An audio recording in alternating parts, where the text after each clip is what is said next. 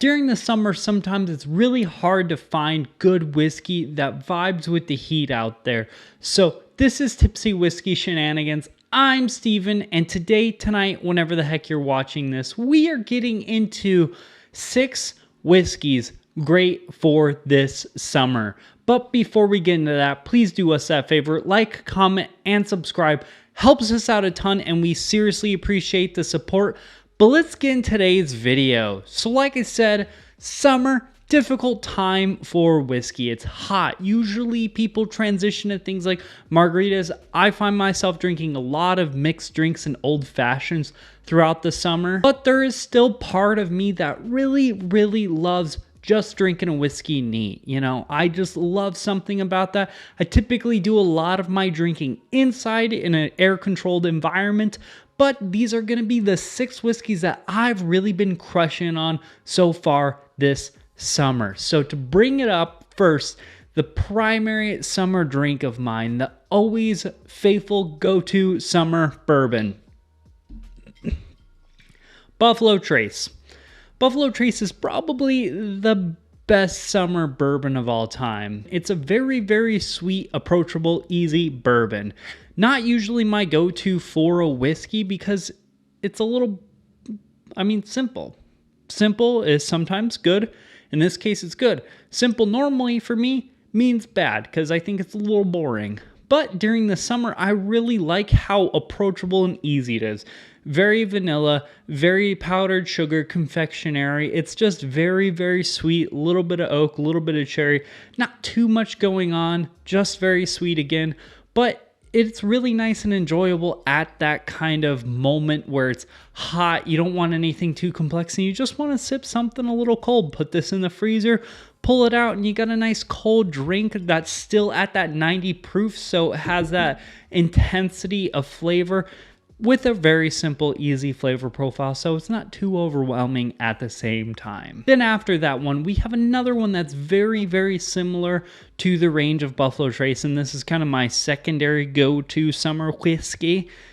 Smoke Wagon Straight Bourbon Whiskey. Straight bourbon whiskey. So this is an MGP blended whiskey from Nevada. I really like them. They do a fantastic job blending MGP. Them and Doc Swinson's are my 2 favorite MGP blendologists, or whatever we want to call it. Blenders. You know, I think blendologist is a cooler term, but you know, I know it's not. It's a made up word. It's not a real word. But they do a fantastic job blending the MGP, and MGP is very similar to Buffalo Trace in my opinion. It's just a little bit more bold and in your face, or at least a standalone Buffalo Trace in this stuff. This stuff has a little bit more red fruit, a little bit more oak, and a little bit more intensity with that. But overall, it's very approachable as well. This is a great kind of starter out bourbon, as well as a great bourbon to be sipping at like the lake during the summer, because it's a little bit more intense than the Buffalo Traces with the flavor profile. Because of that, it stands up much better in cocktails and other things of that nature. So I really like those 2 for kind of really approachable bourbons during the summer. And after that one that I kind of crap on a little bit from time to time. I kind of crap on this bottle a little bit, not because it's bad, but just because I don't really see why it was created in the first place. It doesn't, you know, I just don't get it. But it's still a pretty solid bourbon. Tennessee whiskey, whatever you want to call it. Jack Daniel's Bonded Tennessee Whiskey. Kind of actually am enjoying this one right now. Like, I go through these phases where I'm like, I don't really care for it. I don't really see the purpose on it.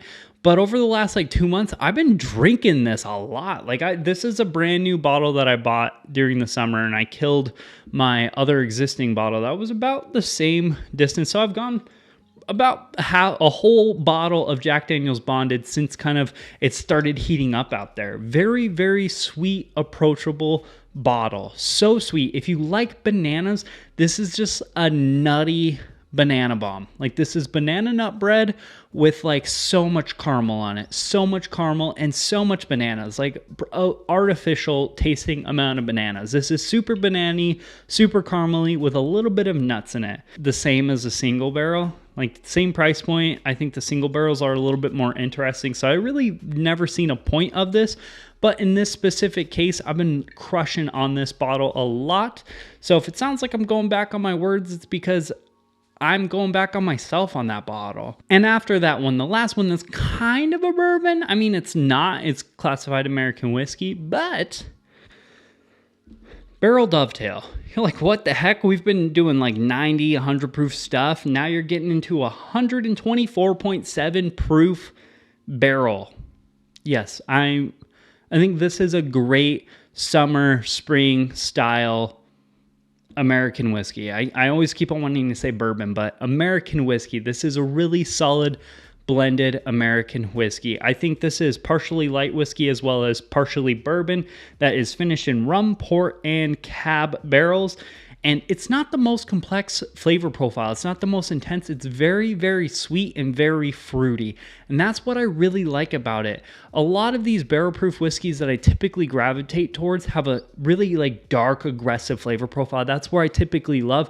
This is one of the few bottles that is bright and shiny and kind of explosive and super fruity that I have in my collection. And the reason I have it is because this fits great in that spring and that summertime where things start heating up and you want something a little bit brighter, less dark and stuff. Since this is barrel proof, this is still an inside bourbon. I ain't drinking this outside, or American whiskey. I just imagine an asterisk every time I mess that up in this video. But absolutely love this stuff. Love a lot of the stuff Barrel has been doing. I know that's an older bottle of theirs, but I honestly, everything I've had from Barrel over the last like few years, I really like. And especially now that prices have increased and they haven't really increased their prices, I think they're actually like a really solid freaking company as well. And then after that one, we're getting into the one that's kind of my go-to cocktail mixer for the summer. Something that is very cocktail forward. You know, something that's a spicier whiskey, kind of like a rye whiskey, but this whiskey. This is not your average rye whiskey. 6-year-old 100% rye whiskey at 96.56 proof. I always think that this is 100 proof because of a little 100 on the label, but it's not. But this is a really, really sweet, enjoyable rye. Very minty, very dill, very, very candied. Very like a candied rye whiskey. But this stands up really, really well on a cocktail because it's already a little bit on that sweeter side, but it does have those like very like rye heavy flavors as well. So it really kind of stands up well to a lot of that like watering down and the bitters, all that other stuff that usually washes out a whiskey. Even like the Jack Daniel's Bonded, this gets washed out when I put it in a cocktail. Same with like I brought up with the Smoke Wagon. A lot of that stuff gets washed out when you start adding ice and other sugars and stuff. And that one holds up really, really well because of that spicier, more herbal flavor profile that you're going to find on that rye whiskey. And then last, but definitely not least, probably one of my favorite bottles. I've been kind of nursing it a little bit since I bought it, since I've only had about, that much of it. Westward Rum Cask, American Single Malt. This is kind of the end-all, be-all American Single Malt. I really, really like this. Again, I've been nursing it because it's a little new to me and I kind of don't want to kill a bottle of American Single Malt because these aren't really necessarily the cheapest things out there. But this is an 100 proof rum cask American Single Malt from Westward. Westward is known for having super malty Oregon style American Single Malts. A lot of the Oregon American Single Malts I have are kind of that Pacific Northwest. Things are super malty, super dark. So you may be thinking, hey, Steven, how are you talking about a summer whiskey as that? Well, the rum cask finish changes so much about this whiskey. It is insane how much that rum really kind of brightens it up. It really it kind of kicks the, that malty style, that malt to the back of it a little bit and brings in a whole lot of sweetness, a whole lot of bright fruits, some tropical fruits as well. Like this is, if you're an American single malt drinker and you're looking for a summer whiskey, this is fantastic. As well as this is a great kind of beginner introduction single malt. This is very, very approachable because of those brighter, sweeter flavors that you're going to find on those that you don't typically see in a lot of American single malts. So this is kind of like dipping a toe into the American single malt world without kind of like jumping all the way in, you know? You're not going to get smacked by some malt on this. It's going to be an approachable, sweet malt with like these nice tropical fruity flavors. This so far has been my favorite when I'm looking for like a Glencairn complex pour. I want to nose it. I want to drink it. I'm being a whiskey nerd. This has been my go-to summer whiskey nerding bottle. But that was a wrap for my 6 whiskeys I've been enjoying this summer, and I think you need to go out there and try these bottles if you haven't done so already.